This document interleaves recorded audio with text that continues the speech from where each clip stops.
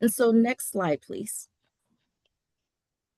So career opportunities within the healthcare system are vast. It goes anywhere from a physician with different areas of specialties, nursing or nurse practitioner, physician's assistants, the field of pharmacy, medical research and biotechnology, public health and epidemiology, as well as several allied health fields. And so well, I want to make sure that we're level setting what tonight's discussion will entail. It'll touch on several of these areas of the healthcare industry, but not everything. But as you have questions about other areas, be sure to drop them in the Q&A. If we can't answer them tonight, we'll do the best that we can to answer or provide resources on the Taco Tuesday dashboard that we'll be creating, where you can find some additional resources as well as the recordings from all of the webinar sessions. So one thing we did want to do is get a sense of who is in the room. So I'm going to launch if I can, if it'll let me. Oh no, is it not letting me?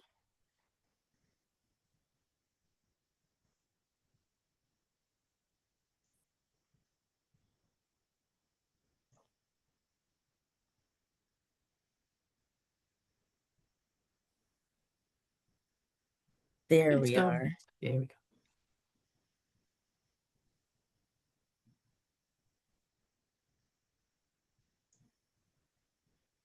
It looks like we have quite a few high school students, community college students. We see our one middle school student. Shout out to the middle school student. I love that you're starting early.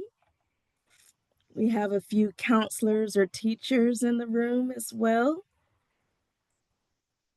We'll give it maybe another 30 seconds.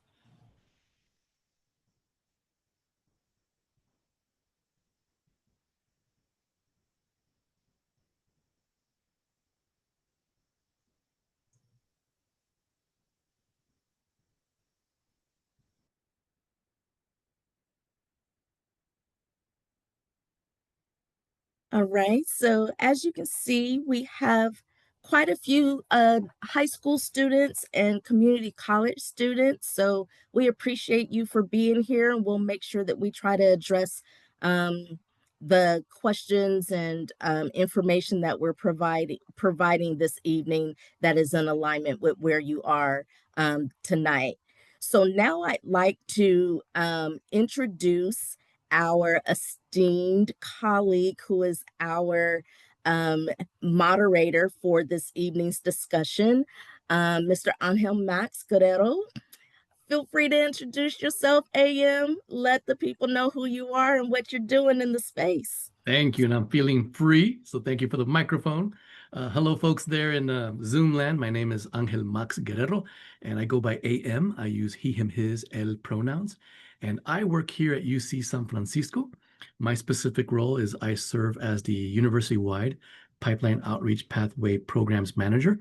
I'm based within a center that's been around for 25 years here at UCSF, providing college advising and support for students in San Francisco Unified School District and the Bay Area as well. It's called the Center for Science, Education, and Outreach. And we are a unit of the larger department here at UCSF called the Office of Opportunity and Outreach. So we've been around 25 years working with a lot of high school students and families, getting them to think about health careers, medical careers, allied health careers, you name it. We've been advising students here in San Francisco and the Bay Area. So it's a real privilege to be here among the esteemed panelists who will introduce themselves shortly, but I'll turn the mic back over to my colleague, Cheryl. Thanks, AM. So I think what I would like to do is give our panelists an opportunity to introduce themselves, and then AM, I'll let you take it from here. But if I can start with who I see on my screen, First, Mr. Charlie. Thanks, Cheryl. Good evening, everybody. I'm Charlie Scruff. I'm the Director of Pre-Professional Advising at UC Riverside. And in our work, we work with students and alumni who are interested in all health professions as well as law school. So it's good to have you here this evening. Thank you. Next on my screen, I see Elisa. Hey everyone, my name is Elisa Crossman, she, her, hers pronouns. I'm a health education specialist at UC San Diego Health, and I work with undergraduate students in the Bachelor of Science in Public Health program. Thank you, Elisa. Mai. Hi everyone, can you hear me? Yes. Can you hear me okay? Hi, my name is Mai Vu. I'm a hospital pharmacist in my hometown of Chico, California. We're about 2 hours north of Sacramento. Right now, the majority of my work is with pharmacy operations and medication compounding. It basically means I'm responsible for being the final check of all medications that leave the pharmacy and go out to the patients in our hospital. A little background about me is I went to Davis for undergrad, got my degree there in pharmaceutical chemistry and a minor in Spanish. And then I went on to pharmacy school at the University of the Pacific in Stockton. Thanks, Mai. Iana. Hi, everyone. My name is Iana Lagurin. I also use she, her pronouns. I am a third-year medical student at UC Davis. And yes, I'm just here to provide a student perspective for the medical field. Thanks, Iana. Miss Charlene. Hi, everyone. I'm Charlene Green. I'm the Assistant Dean of Admissions, Outreach, and Medical Pathways at UC Davis School of Medicine. I lead a bunch of different pathway programs for pre-medical students, including our Health Equity Academy for high school students and the Avenue M program for community college students. Great to be here. Thank you. AM, I'm going to let you take it from here. All right, thank you so much. And of course, we do have the opportunity for Q&A at the end. We'll also be monitoring the chat for input, questions, etc. I'm gonna start with saying that it's a pleasure to have the panelists. So thank you, panelists, for making time for us and for the folks out there, including our middle school student or students who are really making it a priority to gain information and move forward in taking actionable steps as they continue in their academic personal journeys towards a career in health. So thank you, panelists, for your time and for encouraging the folks that are in attendance. One thing I want to bring up first is we have a lot of skills, a lot of skill sets held here by our panelists. And the one I want to think about right now and talk about is linguistic skills. So for when it comes to healthcare and for you panelists here, could you share a little bit about the importance of having knowledge of other languages? And I'll start with Elisa. I think that all of our students who I know of who work in healthcare and are fluent or close to fluent in another language really at an advantage because they're able to communicate with lots of people throughout sort of their entire career, lots of different people, and they may be able to help sort of translate, not necessarily translate in the traditional sense, but help to communicate information to someone who maybe understands some English, but maybe doesn't understand the full extent of what's being said. It's extremely helpful to have another language under your belt so that you can help make things as clear as possible to the people you're working with. Thank you for that, because many of the attendees are in high school or community college, and they're probably satisfying their language other than English requirement for A through G requirements. And so they may be wondering, why am I taking Spanish 3 years? Why am I taking French for 4 years, etc.? And so with that, I want to get a student perspective. Iana, do you have anything to share about the importance or the importance about having linguistic abilities beyond English? Yeah, I think it's really important. I've seen certain providers who speak very unique languages like Farsi or even Russian. We have a lot of like Eastern European and Russian populations in Sacramento specifically. And so when you are able to speak those languages, it opens up care to people who may not otherwise get it. We do have translators and other services we use, but when you are a provider and you are able to speak like the patient's primary language, it does create a different bond. And so being able to speak other languages, you are able to kind of work with patients in a more personable and like valued way. Yana, thank you. I heard some pretty important stuff, especially the word bond and connection. So thank you for that, because these are humans that folks are working with or are aspiring to work with. They're fellow human beings, and any kind of connection or bond that can be built, laid down to help ease their very vulnerable states of being injured, hurt, etc., is important. And those linguistic abilities and skill sets are quite important. So thank you for that. Now, Charlene, you mentioned that you oversee several medical focused pathways or pre-health pathways. What would you say are classes or skills that high school or community college students should focus on if they are interested in a career in medicine? Yeah, so number one, I think it's important to build your own sense of self. I think that's a big part of professional development is personal development. So from a technical aspect, focusing on math and science skills is really important because you have a lot of learning to do if you're going into pretty much any healthcare field. Most fields are lifelong learning professions. So you're going to be taking board exams pretty much for most of your career in many of these fields. It's your professional responsibility from an ethical perspective to kind of stay abreast of your field, right? So you should be consumers of research, understanding what are the latest treatments, what are the latest challenges with certain illnesses. So it's important as a healthcare provider that, right, we provide our patients information, and we do that by continually gaining knowledge. But the other part is, right, you want to be a human being who is open to diverse perspectives. So you want to be around different types of people. So that way you are accustomed to, right, just like when you're learning to play soccer, right?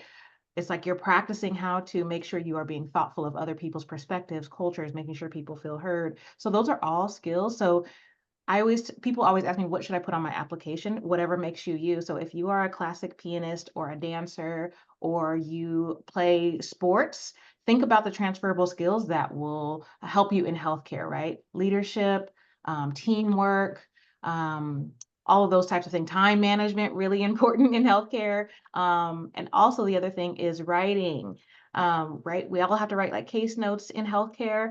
So although, AI is making some parts of all of our lives easier, we still need to keep the integrity of writing and understanding what we are writing, and can't trust AI to produce all of these things. So keeping up your writing skills is a really important part of being in probably healthcare and probably any other profession.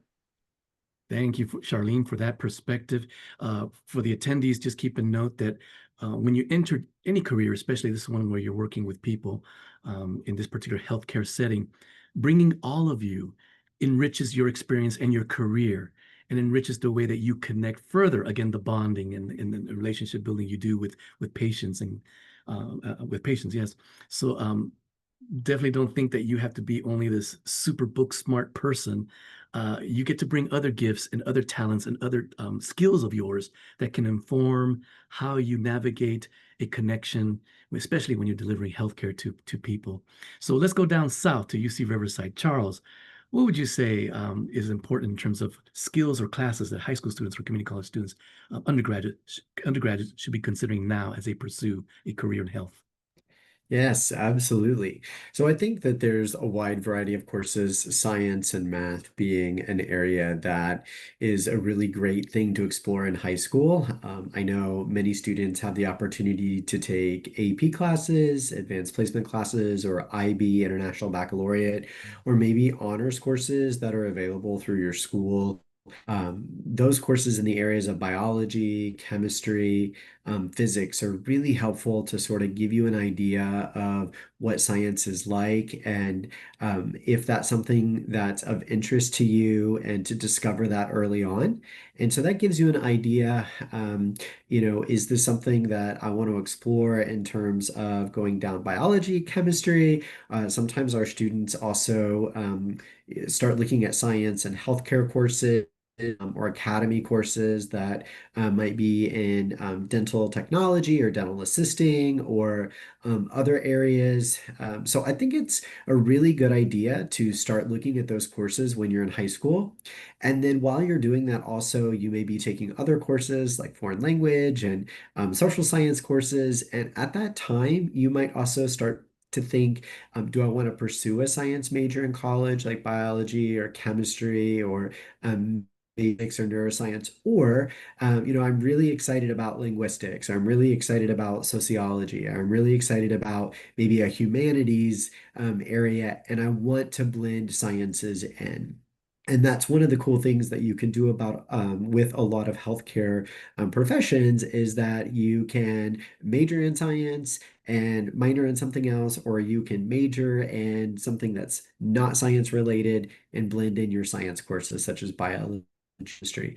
But I don't think you'll go wrong if you're in high school and you're starting to look at these courses and starting to take bio and chem and advanced courses just so you know the what it's like and what the expectations will be going into college. Thank you, Charles. Thank you so much. Now, Mai, you mentioned earlier that you graduated from UC Davis, your undergraduate career. You completed there, and you're currently in the Chico area, I believe, throwing down I your am. pharmacy skills. For you, the question I have is, are there any differences you see between the training, the science STEM training you get towards a career in medicine compared to towards a career in pharmacy, of which you're in now? You know what? The beautiful thing about undergrad is you can really choose to study anything and still go into the field of medicine or the field of pharmacy. You know, you just need to meet your prerequisites, right? You're still gonna have to do a lot of science, but I think a lot of the previous panelists hit it like spot on. Like, not only is it science, you still need to be able to have good grammar, know how to write, know how to like represent yourself. So they're all pretty similar to start with. And then the beauty of that is you can really kind of separate and go into whatever pathway you choose in medicine. Even if you want to be a physician, if you want to be a pharmacist, in the beginning, the training in terms of school and classes are pretty similar. Mhm. Thank you. And one consistent theme that's already surfacing is the value of communication Yes. skills. Writing, I've heard already, speaking, even other languages speaking. The communication folks out there in Zoom land, pay attention to the communication skills that you are currently developing and that you will continue developing as you move forward, most of you, into your undergraduate careers here. Now, I'm going to throw this one, and then I'll see which panelist wants to go first. I'll leave it open for the panelists to answer. Like Charlene, I oversee many pathway programs for high school youth, and there's always one student or scholar that's interested in veterinarian sciences. So for the panelists, would any one of you like to comment on that one student or two students, or like, I'm part of this pre-med club, or I'm part of this summer internship for medical students, but I'm really interested in veterinarian sciences. Anybody would like to take that opportunity to address that student? I can't. I was gonna volunteer Charlie, but I can. Charlie? Yeah, I'll chime in on that. Yeah, absolutely. Veterinary medicine and veterinary health is health. And one of the great ways that I find that students really discover this field is oftentimes at home.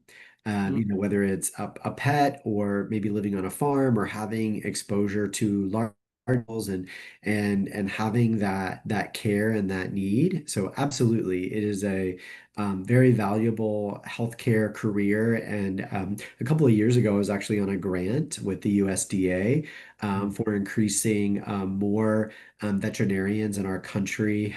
We need more vets. Veterinarians practice in a wide variety of areas. We often think about the vet itself. That work at medical centers, they work in public and private research industry, they work for the federal government. So it is a significant need. And this is not the next thing that I'm going to say is not by any means to discourage you at all, but most folks don't understand how difficult it is to get into vet school. It is really tough. And a lot of that is due to we don't have as many vet schools as we do MD and DO programs. Also, because of just the nature of the work, students that are going into the field have to demonstrate a lot of knowledge in the sciences and techniques. So if that's a field that you're interested in, I can tell you it's absolutely in demand. There is a need. There are vet schools in California and across the country. We even have students going into vet school in Canada. So if that's something that you're interested in doing, start, with your local vet, or maybe the one of the veterinary colleges around the state. Many of them have info sessions or open houses where you can bring your family and just really understand the need of veterinary care and veterinary medicine, and steps to take it from there to move forward in the career. I'll add one thing, the reason I picked on my colleague Charlie, because he is the director of advising. And with all the healthcare that we're talking about, I think one of the most important gems that we can leave you with is, please don't try to do this by yourself. Like, there are people and departments who will help you. I also work part-time at Consumers River Community College as well as Sac City Community College. So I have a lot of pre-health students come to see me, and the road to vet tech is different than the road to vet med. The classes are different, the coursework is different. So please make sure you're reaching out to counselors and advisors to make sure that whatever your vision is, or you want to learn more about what are the differences, that you're tapping in with advisors who can help you create course plans to make sure you're taking the right math and the right science courses to get to your goal. Thank you, Charles and Charlene. What I've seen in my experience is, for the high school populations, they're the ones where I find the veterinarian sciences interested person. When it comes to the undergraduate populations of folks interested in health careers, I find folks who are interested in public health. So with that said, Elisa, how do you discuss career opportunities and pathways in public health with prospective students and families? Well, public health is it's pretty unique in that it really touches on everything. Everything, every career that you can possibly think of almost certainly is going to have some elements of public health that you could bring to it. Medicine, law, public policy, communication. There are pathways to bring public health into almost every single career you can possibly think of. And so one of the ways that I kind of encourage students to stay curious about public health is that I want students to start thinking about not necessarily public health as the entire end goal, but as part of, as a companion to any number of end goals, or as part of the way that they describe themselves, right? They may be a doctor, but if they have a perspective of from a public health perspective, they will be looking at not just their individual patient, but at the population and at the community that they're working within. If they are going to be a lawyer, or they're interested in law or environmental regulations, public policy, etc., there are so many things that they can bring from a public health perspective that will inform how they make laws or how they suggest policies. I think it can be really exciting and really overwhelming to start thinking about something that touches a ton of different careers, but it can definitely be something that you can start to crystallize as uh, essentially, as you take classes and get experiences, you can start to crystallize where you might want to go with public health. And I think Charles wrote something in the chat which looked interesting when it popped up. Yeah, exactly. Public health. There are lots and lots of different ways to define public health and health careers in general.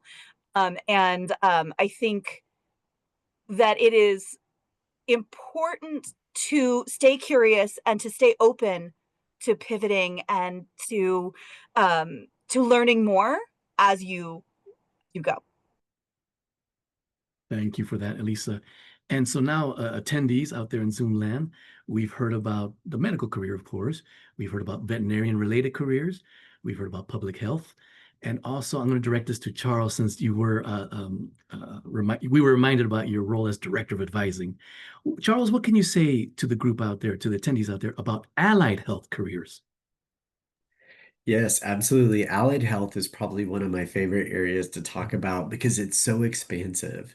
There are a variety of different careers. I threw in a link, explorehealthcareers.org, that I really like because it's one of the true vetted sites that I know that has nearly 120 different health careers, and most of those I would say fall into the allied health professions. But what's really great about allied health professions is that it spans a variety of different educational degrees and certifications. So some of those certifications come at the diploma certificate level. So maybe you're looking to be an EMT, maybe you're looking to go into paramedic, really great careers being out in the field. Maybe you want to go into an associate's degree program to get started. So that could be a paramedic program doing that, could be doing respiratory therapy, could be doing some sort of radiology technology, dental hygiene. So there's a variety of areas there. And then moving all the way up into bachelor's programs, there's a lot of radio. Diagnostic programs at the baccalaureate degree level, moving in through allied health at the master's level. There's occupational therapy, there's speech language pathology, there's audiology, which is at the doctorate level. So there's just a really wide variety of areas that fall into allied health. And typically, when I'm talking to students about allied health, I define allied health as a category, nursing as a category, doctoral professional school as a category. So again, going back to allied health, it tends to be that most expansive. And I'll also say I've been in my field for about 15 years, and allied health has really grown a lot with technology. When I started working in health professions back in 2009, genetic counseling was a really new thing. Most people didn't know about it. It was being offered at the master's degree level. And as we've moved through, the past decade and a half or so, a lot of careers have opened up that are very health tech related. A lot of health administration degrees, a lot of health tech, electronic record. So if you're interested in the field of health, but you're just not really sure where you want to land, you're not feeling about being a physician or an optometrist or a dentist just yet, check out allied health because you'll have a lot to explore. And I think Elisa said, keep an open mind because a lot of these careers will continue to evolve in the next 5 years, decade or so as you're moving through college and graduate school, that you're going to have a lot of opportunities in these areas, especially in allied health, that may not even exist today. Thank you, Charles. And attendee scholars out there in Zoom land, and if there are parents out there, adults who oversee, who take care of younger folks, definitely keep in mind that I know many of us adults are like, you got to be a doctor, you got to be a doctor.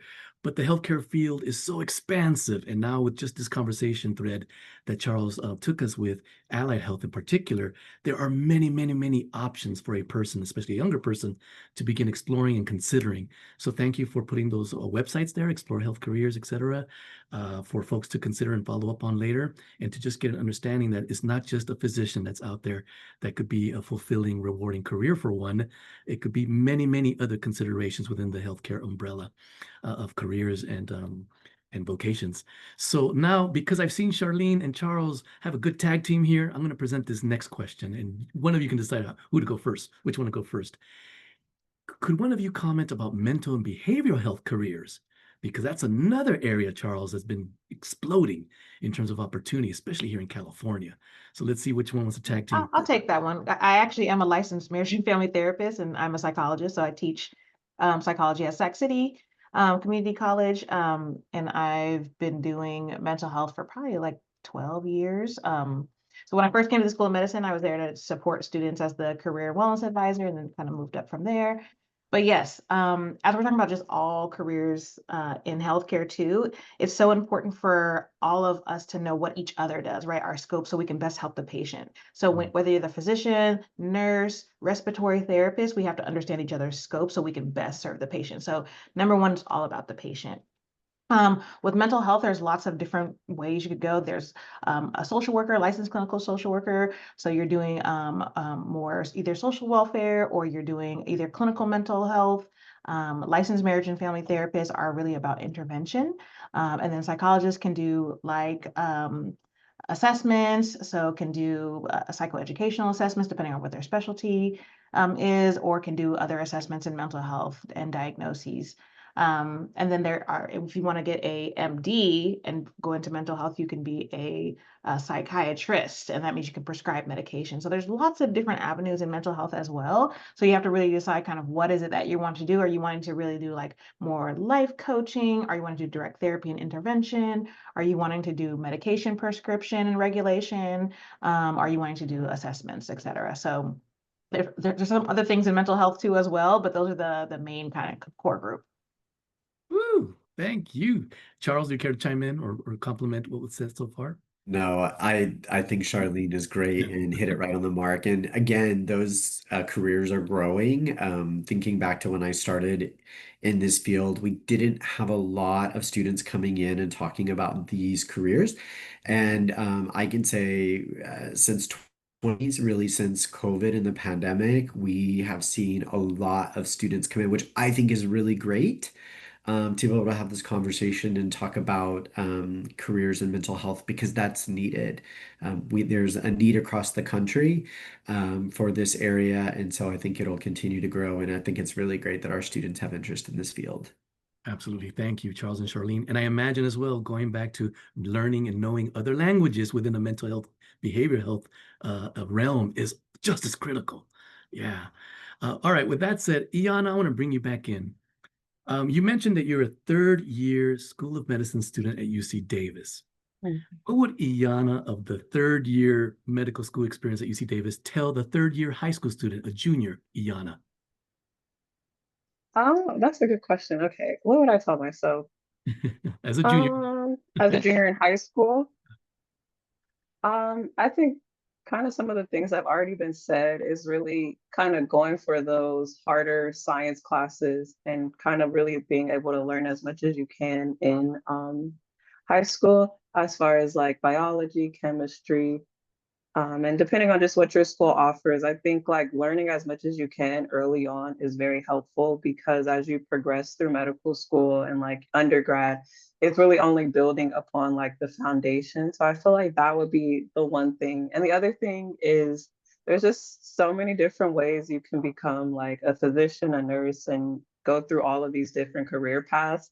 And so I would also say like don't get so focused of like I have to go to have to go to college and be this pre-med major and do this courses, and I have to go straight to medical school after. I feel like there's really so many different pathways you can take to get into medicine. And so yeah, focus on their school and kind of relax a little bit, because there's so many ways to get to where you want to be. Thank you for that, Iana. And I want to bring you in as well. You've established early on in your introduction that you are in the pharmacy realm. And we see you with that awesome blue coat there you have there.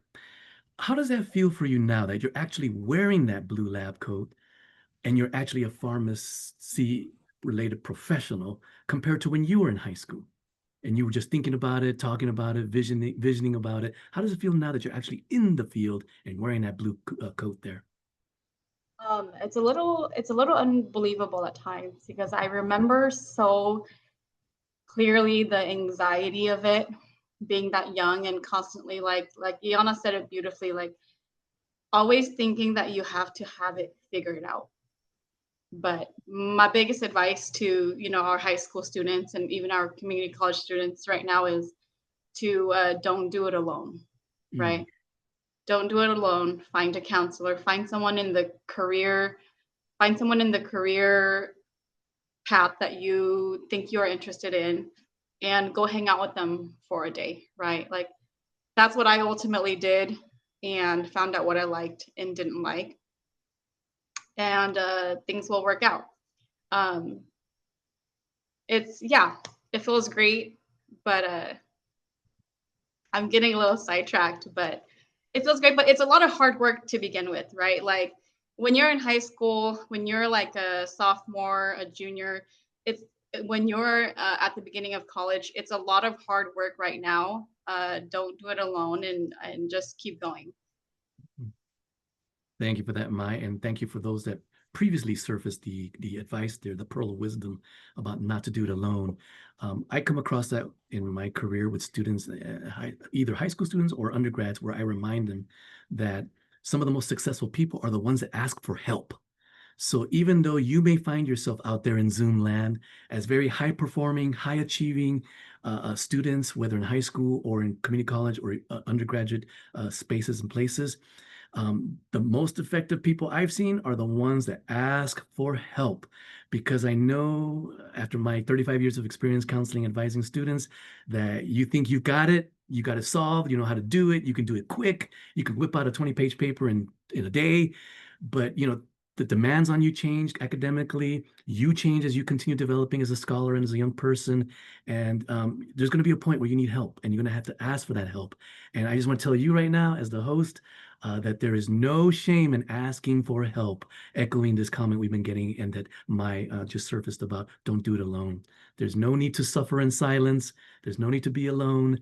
Take it from the folks who are speaking to you here in the panel, who are going through it or who have gone through it. And let me see if anybody else would like to contribute on that note there from the panelists. I would just say, from the perspective of an academic advisor, it is so common for students not to want to come and see us until they're having trouble. Mm. It is so valuable to talk to your advising team early, talk to them often. It's their job. Mhm. It's what they want to do. It's what we want to do. And it can help reduce your stress and make sure that you're on the right track. If you're doing it often, early, and not waiting till the last second, or not waiting until you're stressed out or having a problem. Yeah. And Elisa, once again, it's being surfaced. Communicate. Communicate not just with your patients effectively or in a way that touches them as fellow humans, but communicate with the staff and advisors and faculty even at your college, at your high school. Approach them, ask for help, ask for the advising. And I love how you said, Elisa, that you want to be there. You're there to help the students. And for many of us, that's what we choose to do professionally. We want to be there to serve. Would Charles or Charlene or anybody else like to share on that tip we're on right now? I would say absolutely to that. And just even earlier today, I was checking in with the student and we were talking about statistics. We just started school. This is week 4. It's midterms for us. And I was asking him about how he statistics and he's like, I'm doing okay. And I said, that's great. I think you should go ahead and get a tutor. And he's like, I've been thinking about that. I'm like, go ahead and do it. Don't wait until you get behind, because then you start building an anxiety, you start thinking you can't do it. And we all have those thoughts about certain things, but what I was sharing with the student is that if you get in front of it, if you get a tutor, which is provided by all of our campuses, charge. It's through our tutoring services at UCR. We call it the Academic Resource Center. But that's it. We've normalized that. Everybody should be going to get help, because it's free. If we didn't think you shouldn't be doing it, we wouldn't put it on a college campus. And so we want you to go and do that. And as a high school student or a community college student, you should be doing that. I think a very common thing when I talk with students, and sometimes when doing well, they will say, I should have gotten help earlier. I knew it was there. I just didn't really know when to strike that match. And I always say, go before you need the help. That way, if there's early signs or you're developing a relationship with someone that you're building trust, they're learning your learning style. Because sometimes when we're going through problem sets or whatever the problem might be or whatever the content is, sometimes we all learn differently. And tutors, one of the great things that tutors learn is they learn that that we all have different learning styles. And so being able to interact with them very early on before there's, a turn in the quarter or a semester where you need help, you've already developed that relationship and you're moving along. So there really shouldn't be, ideally, anything that's coming up that you can't tackle. So get ahead of any of the areas that you think you might need tutoring in. Nobody ever said I got too much help and regretted it. Charles, thank you for that. And you're surfacing a second theme that at least I'm catching, which is relationships. So not just with your future relationships with patients or coworkers in the health field, the relationships you have now with your high school counselor, your community college transfer center advisor, your advisor at the career center at UC Riverside, for example. Relationships, folks. Establish those relationships with your professors as well. Go to their office hours. So with that said, I'm gonna do some Taco Tuesday housekeeping and check in with either Shara or Lori if there's anything they want to bring to our attention or my attention before I continue and segueing into our next portion of the conversation. There's a couple of questions. I think one of the good ones is, what does a typical pre-med timeline look like for a UC student? Charles, were you going to say there isn't one? A typical timeline? You should apply to medical school when you are ready to apply to medical school. And how do you know you're ready to apply to medical school? You work with people like my colleague Charlie to say, here's what I've done all along the way. What do I need to still do? Or does this look like I have enough experiences? Does it look like I have the grades? What do I need to do to get the right experience? What do I need to do to get the right grades? So what we used to call traditional student, which I really don't use that terminology much anymore, is a student who is basically applying in their junior year of undergrad. They are interviewing or end of their junior year, and they're interviewing everything during their last year of college. And they're basically taking one summer off, if even, and then going right into medical school. That's what used to be termed a traditional student. And a non-traditional student was someone who maybe took a few years off, a year or more off, which I call an enrichment year, but many people call it a gap year. So again, not everyone can do the application process. It's very intense and it's very long on top of taking the MCAT, which is a required exam for medical school. Not everybody wants to do that while they're in undergrad taking science intense course load. And I can tell you, as an admissions dean, those grades really matter. So sometimes you can do it all, but sometimes you have to pick a struggle, as we say, right? So it's like, either I'm going to focus on these grades and get my experiences and take my MCAT and do my application later. But you should apply when you're ready to apply. Don't worry about what your peers are doing. Your journey is your own. And medical school admissions is so competitive, especially here in California, So you want to make sure you're applying when you have your best application to put forward. And we want lots of experience, not checkboxing, because we want to know you really want this career. So I'll leave some for Charlie and others to chime in, but that's my 2 cents, maybe 3. And Max, along those lines, and this is kind of along what Charlene was talking about. Someone's asking, what extracurriculars or volunteer work helps applicants stand out when applying to medical school? I'll share this one piece before I open it to others here on the panel. I would say, at least for high school, is to position yourself to become academically engaged throughout the year, not just the 9 months of schooling of your traditional school year. I would say to actively seek out activities in the summertime that will also enhance or amplify or deepen your academic experience and exposure, because those are opportunities for you to continue developing mastery of various subjects that may benefit you when you transition to a more demanding environment of, let's say, a UC campus and its academic setting. So I would say to challenge yourself academically year round. Let's see what other panelists may want to share. I'll let Charlie go, but just on the summer activity thing, I want to give people like a realistic timeline, because oftentimes students will come to me in May saying they want something for the summer, and that's too late. So summer opportunities, the application and the advertisements can happen as early as maybe December-ish, and they typically end around February, maybe March, but by April, May, we're too late. So make sure you're engaging, getting in pre-health clubs and getting in MESA and programs that are going to be focused on healthcare or science things, because that's where people like us go to send the opportunities. We share those with our colleagues who are leading those centers. So make sure you're checking, before the holidays, or like when you're coming back to campus for the spring term. And lo and behold, we are in the month, we're ending October, and Charlene is absolutely right. A lot of summer opportunities from UCSF are about to launch their applications in coming weeks. So parents, adults out there, do not wait to May or April because I get a lot of parents who call me or email me, can I put my son in a program?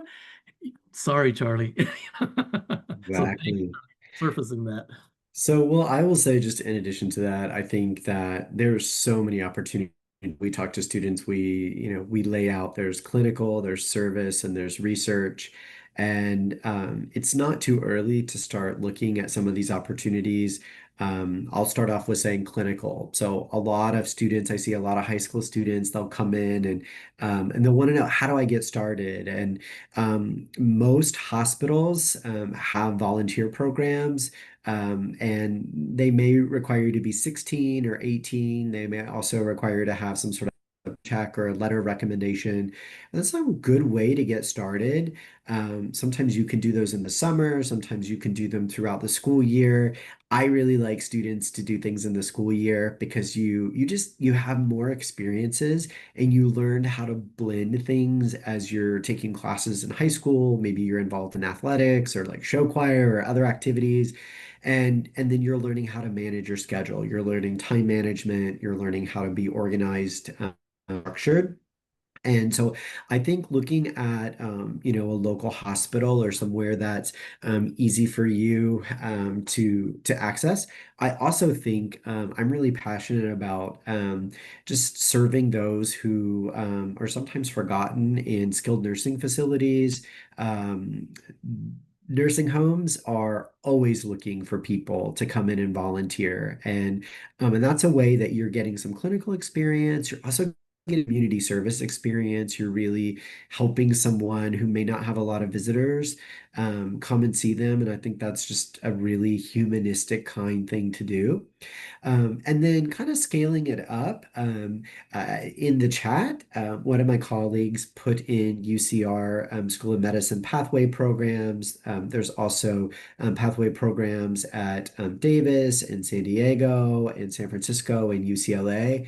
And some of these programs extend all the way down into junior high and high school, and in through college. So community colleges, current college students, even alumni.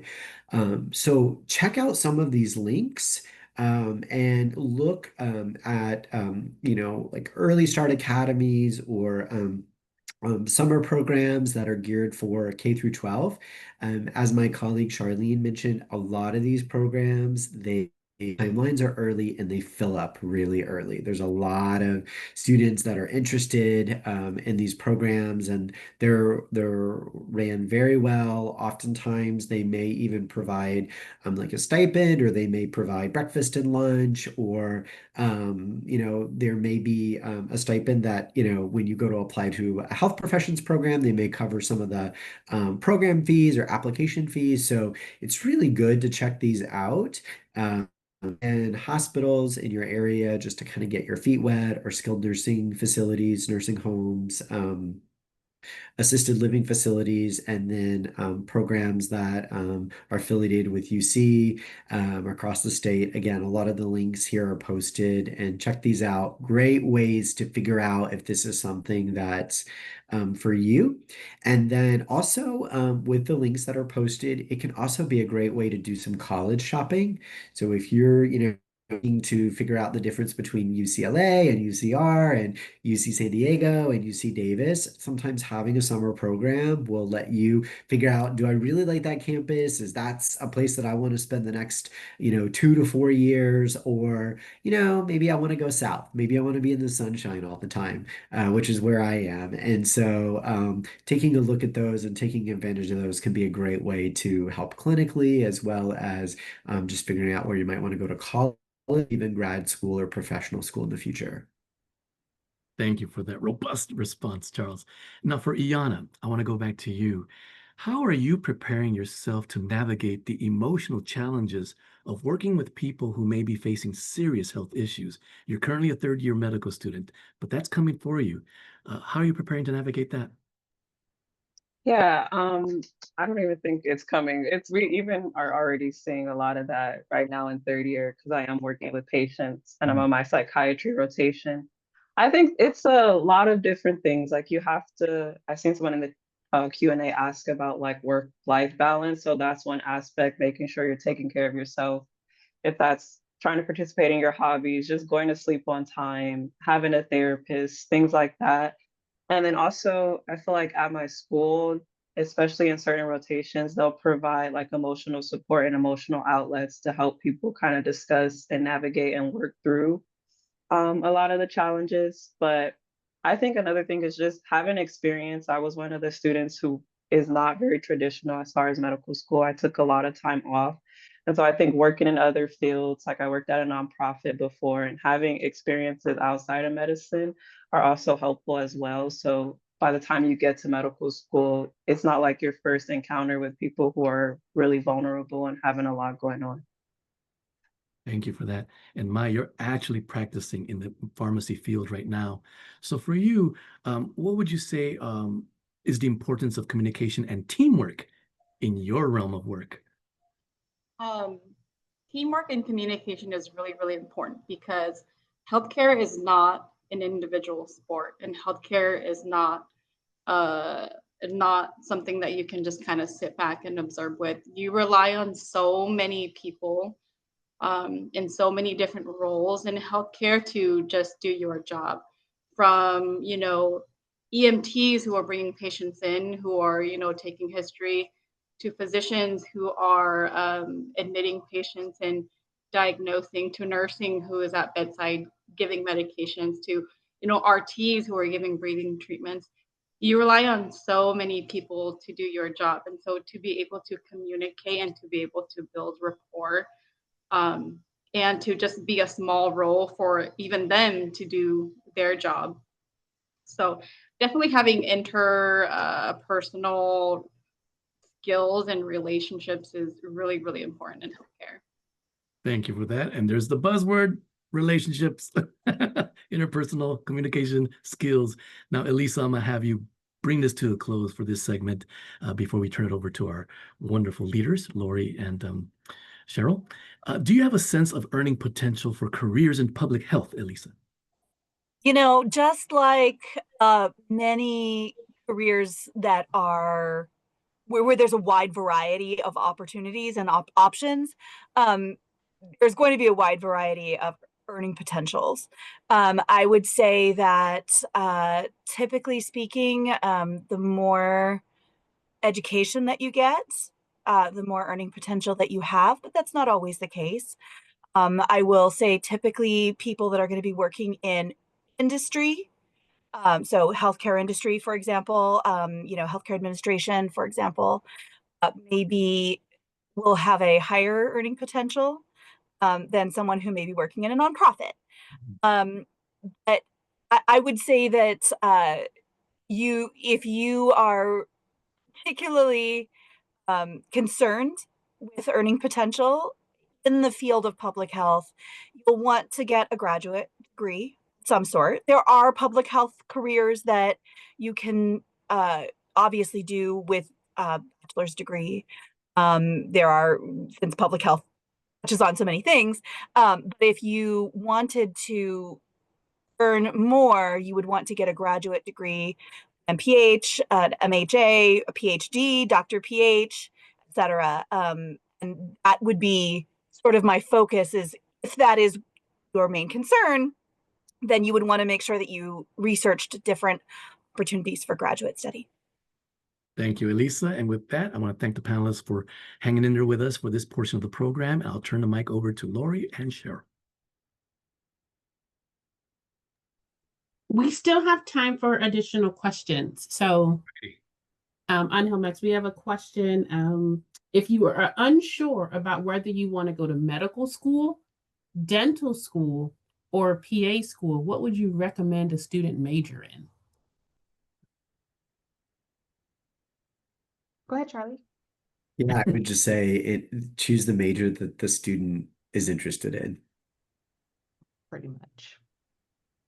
I think it's important, and I think a lot of students don't realize that you can major in anything as long as you complete the prerequisites. And sometimes it's actually a better choice for a student to major in something that maybe isn't biology or chemistry, the traditional choice, because that gives the student more well-roundedness, more perspective, more empathy, more interesting things to talk about with their patients. I don't know. But I think that it's really important for students to understand that you want to choose a major that's going to be really exciting to you, that you're going to want to continue doing, that you're going to want to go to school and study. The vast majority of at least the beginning part of the educational prep, the classes that you're going to be taking for medical school, dental school, PA school is very similar, right? General chemistry, general biology, probably some calc, perhaps organic chemistry, very, very, very similar. So as long as you are on track with those classes, you should be absolutely fine choosing whatever you want to study. Mhm. We have another really good question. Oh, Charlene, do you have an answer for that? No, too? I was just going to add that the other thing is, as said, very similar prerequisite requirements for vet med, dentistry, and MDDO. And then like the nursing, maybe add like anatomy, physiology, micro, nutrition, psych, pretty much. Go ahead, Lori. Really good question. Can I get my master's in nursing if I get my bachelor's in a different major? Yes, you can. So you can get, so there's several paths to nursing, and this is good to know because nursing at the ADN level, the 2-year level, is very competitive. So I always tell people be prepared to cook dinner on several different pots, and let's see which one has dinner done first. So you can apply to the ADN program, or you can apply to a BSN program, right? Or you can do like some people do like a science focused undergraduate, like a bio degree or human biology, and then they'll do like an accelerated year program. Like I know Samuel Merritt has one of those. Or you can do, like UC Davis has a master's in clinical science and nursing. So you would have a science degree, and then you would get your RN requirements through this master's program. So then you finish with RN and a master's. So there's lots of different ways you can go, but you do have to have the RN part of it. If you're thinking NP though, then there are certain requirements. All right, thank you. This question is specifically for Ayana. It says, I am currently a high school student residing in South San Francisco. Would you mind describing your application process and experiences for medical school, particularly during your interviews? She's like, I'm Oh, gonna have to think about that. okay.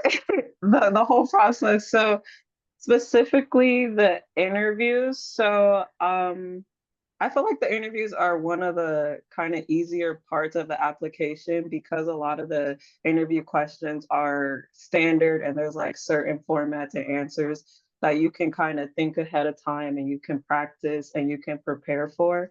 And so you're really able to practice a little bit more with the interviews. And so those are a little bit easier because like I said, you're able to look up so many questions, and because students kind of have compiled so many questions from like all the schools across the country, you kind of are really able to know like what questions you're going to be asked and the type of questions, so you can come up with answers that are related to you beforehand. And then the general application process, applying to medical school is very challenging timeline wise. It's pretty intense as far as like you have a primary application that gets sent out to all the schools you select, and then you have secondary applications. And so with the secondary applications, that's a part that people kind of underestimate time wise because you have to every school you apply to will send you back an application with school specific questions. And so you have to come up with like answers to all of those questions from each individual school. And so you really do need a good amount of time to kind of compile your application, make sure you're answering the question to the school.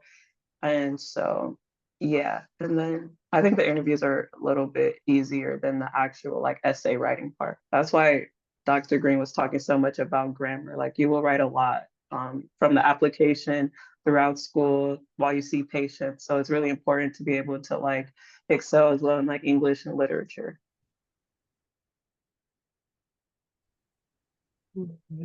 See what other. Um, see, there's tons of questions. I have, Go ahead, oh, Cheryl.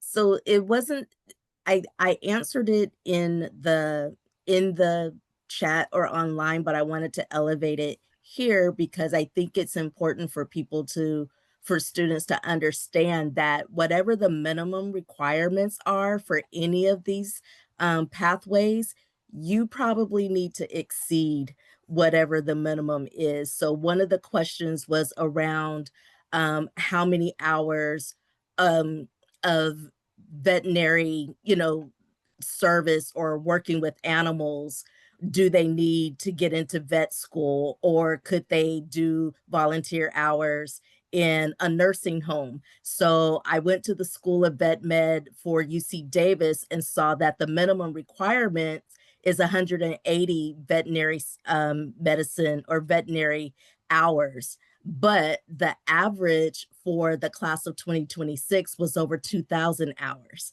So you really want to be looking at what are opportunities for you to really get into all of the various types of experiences that you need, and not just look at the minimum, but look at how can you exceed that and what are the multiple ways that you can actually do that.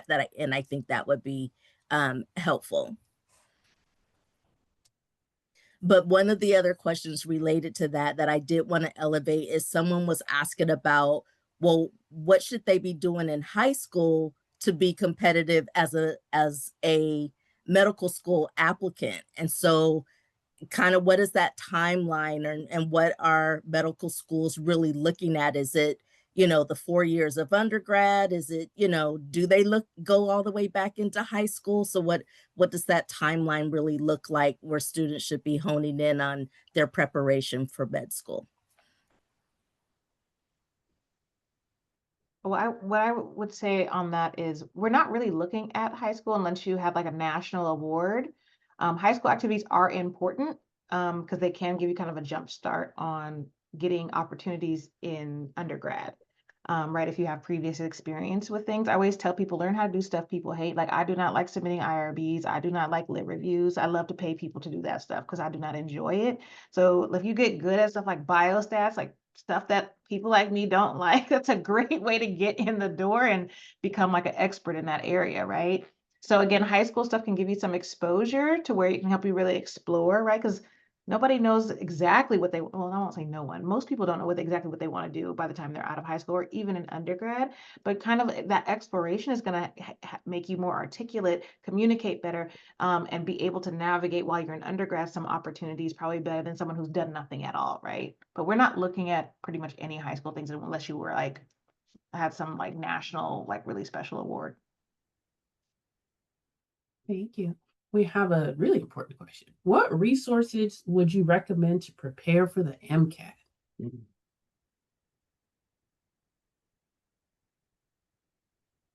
I would say that it really depends. I know that's a very vague answer, but everybody's very different.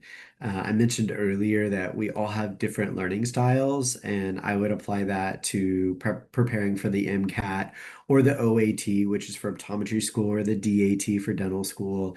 And at UCR, we encourage students to check out some of the free info sessions, the wow sessions that some of the bigger test prep or any test prep company utilizes. But there are some really popular ones that are on campus. It's really easy to find out who they are and sit in on one of their sessions, whether it's virtually or in person.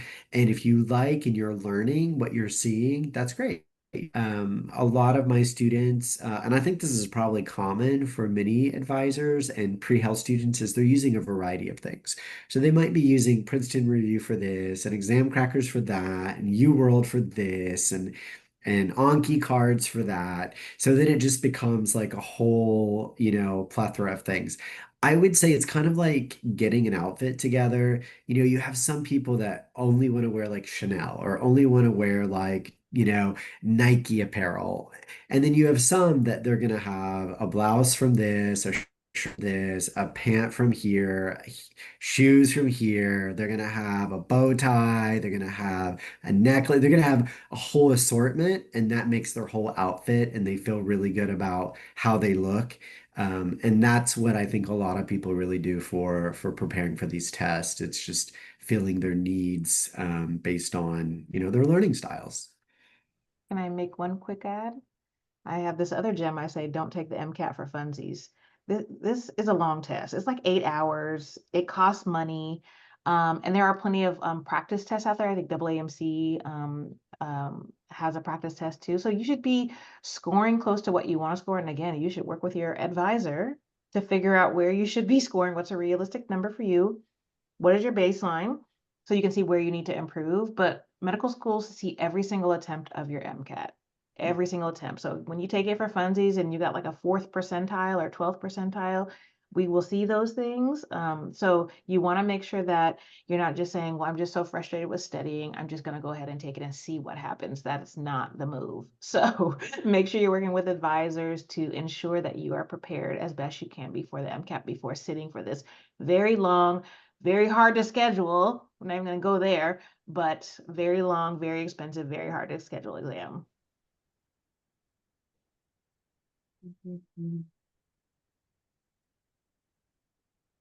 So I guess more of a fun question. And I don't think we answered this yet, but that aha moment in your academic career journey where you said, this is my path, like that thing that let you know this is where I'm supposed to be. Was it a personal experience, an internship, a class? When did you know you wanted to be a pharmacist? I started to have the idea that I wanted to be a pharmacist in high school. When I was younger, I helped my mom out a lot with translating. She doesn't speak a lot of English, and so I would always be at the pharmacy with her and helping her get her meds. And so I was exposed to it at that age. And so that was when I started to become interested in a career in pharmacy. And then I remember being in high school and enjoying my science courses and enjoying chemistry and taking those more seriously. And then in college, at Davis especially, I took advantage of all of the internships that Davis was able to connect me with. And so I did a few internships with retail pharmacy, like at a Rite Aid or at a CVS, and then did some more experiences with hospital pharmacy and kind of, I always thought I wanted to be a retail pharmacist, and then went to school, did my rotations, and found out like the hospital and critical care is where I'm more happy in being. So that was kind of how I got into a career path. Am I in a place now where I thought I wanted to be going into pharmacy school?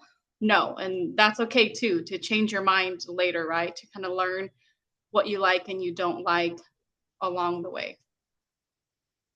Thank you. What about you, Miss Yana? Yeah, for me, I knew pretty early on that I wanted to be a doctor, like maybe like 3rd grade. I just had a pediatrician. I was like, he's so cool. I want to be like him when I grow up. But I think it was really like the bigger aha moment was when I was in undergrad. We had an internship at I went to UC Davis as well. And so there was like a internship and you can sign up to do it for like a quarter. And usually people only do it 1 quarter. But I just kept signing up because I had so much fun at the hospital. And like I did not like being at school and like in class. And so I would just sign up. Maybe I signed up for like 4 quarters to continue doing this internship because I just enjoyed it so much. Thank you.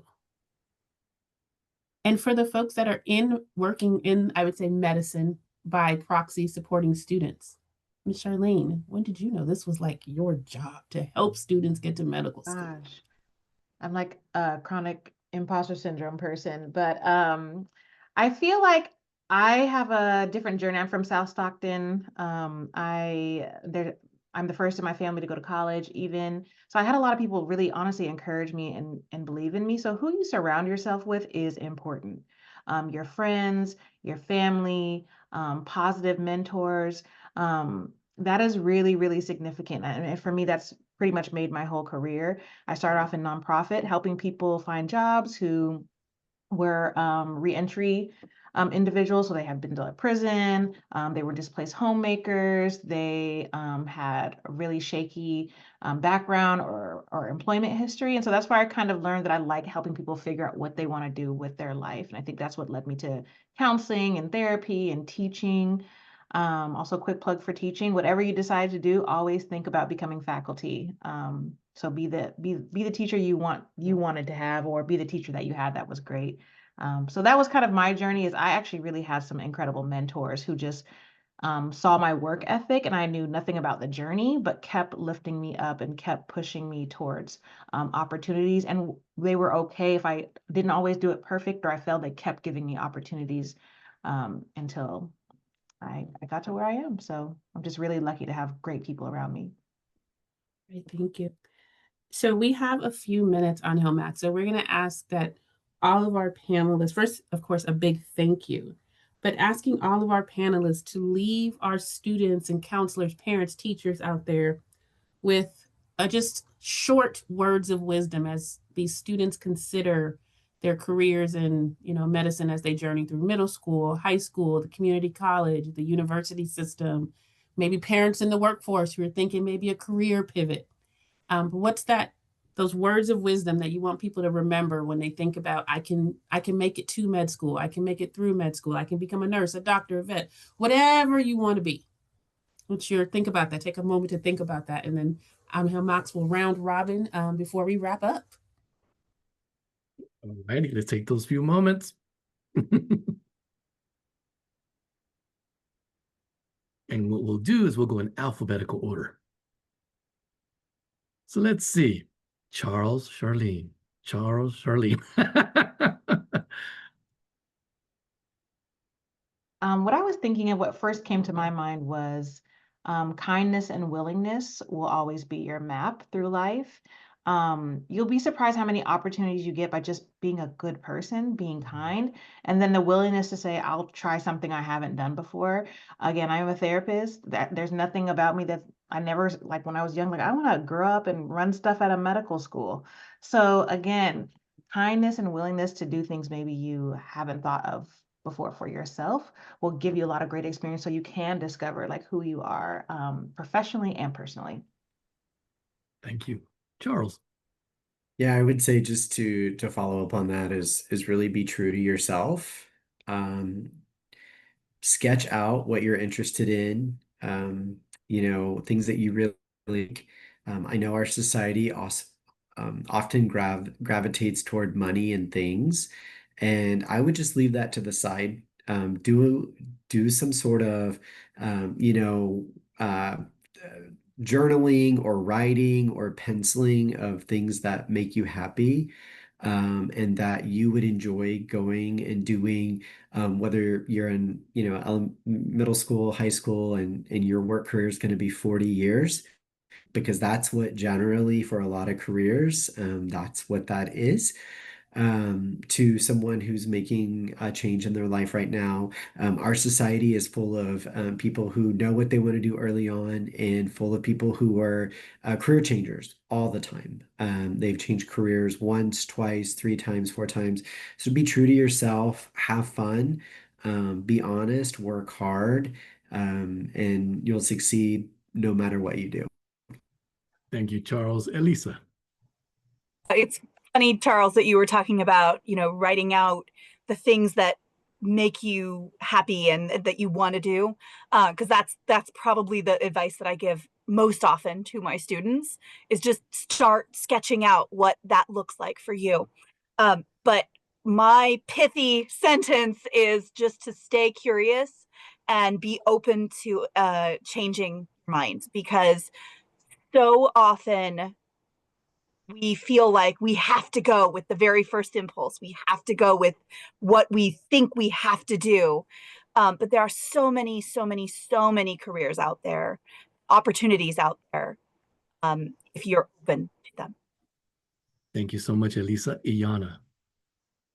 Yeah, I think one thing my grandma always tells me is where there's a will, there's a way. And it's just a reminder that if you want to do something and you have a dream you want to achieve, like there's a way to get there. You may not know it, you may need to like seek out help and other things, but like if you set your mind to doing something, you can figure out how to get there. Thank you for that. And my. I have three pieces of advice I want to give to everyone. The number one is, I've already mentioned it before, is don't do things alone. Reach out to a counselor, reach out to a friend, reach out to someone already in that career field and ask for help. Number two is give yourself the opportunity to say no later, right? Don't be afraid to apply for something. Don't be afraid to jump on an opportunity. You can always say no later, but you will always regret not giving yourself the opportunity to say yes when it presents itself to you. And the third thing is, don't be afraid about time. All good things take time. College is going to take time. Pharmacy school is going to take time. Medical school is going to take time. The time is going to pass anyways. Where do you want to be in 4 years? To have reached all your goals and have the 4-year pass, or to be too afraid to start and never start and have 4 years pass? So stay afraid, but do it anyways. Thank you, Maya. Thank you, everybody. Lori and Cheryl, back to you. I'm going to turn it back over to Cheryl as we wrap up. Thank you, everyone. I appreciate all of the panelists. Round of applause. I know folks are on webinar, so you can't, do your emojis and your happy hands and all of that, but I hope you were able to take some of the information that was shared and really identify how do you apply it to your own unique experience. As you've heard from everyone, there's no one way to get to whatever it is that you want to go to, and you may have some pivots along the way. I think about my own experience throughout middle school and high school. I wanted to be a nurse. I love children. I wanted to be a pediatric nurse. And then I lived with a nurse, and within 1 year, I changed my major to business because I had the opportunity to ask questions, not about the academic stuff, but about what her daily experience was. And just over dinner, over the course of my first year of college, I recognized this is not going to be for me, right? I still love children. I still love helping people, but now I do it in education as opposed to being in nursing, right? So be okay with the pivot, right? Or, the change in direction along the way. So now I'd like to at least take an opportunity for everyone, all of our attendees, to give us some feedback. We'd love to hear from you, to get your feedback on how this session went. We have some upcoming webinars as well. We'll do this every other month just to give us a little breathing room in between. So the October sessions were centered around health careers. And again, we'll provide a link to everyone who registered for the webinars to a landing page, a dashboard, if you will, that will have the recording and all of the resources that we dropped in the chat this evening. So if you can take out your phones, if you're not already on your phone, and take a picture of the QR code, if Lori has a second to pull that up for us. Your feedback is really important to us to be able to, again, identify ways that we can improve in the future. And then for those of you who are just really exploring a wide range of careers, December will lean into careers in STEM, and December 2nd will be specifically around careers in engineering, which of course is a very wide range of opportunities, just like the healthcare field and nursing and medicine, all the different paths as well. But we'll do our best to hone in on a couple of different areas and again, provide you with some resources where you can explore some additional information. So again, thank you so much for attending. We are going to give you a whole 4 minutes. I know that there were a lot of questions that were still in the Q&A. We will do our best to try to respond to some of those questions through the resources that we'll post on the dashboard. So you can look for an email from us probably by October 31st, if you can kind of give us about a week or so to pull all the information together, and you'll be able to glean from that additional information from what we discussed this evening and in our previous session. And with that, we're going to let everyone enjoy the rest of your evening. I know some folks have dinner to cook. Some people have basketball games to watch. Some folks have dinner to eat because other people have cooked.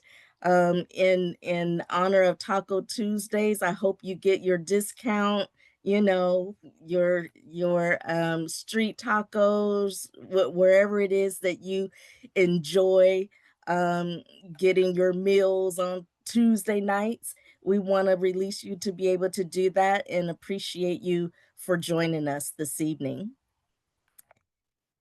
Thank you so much.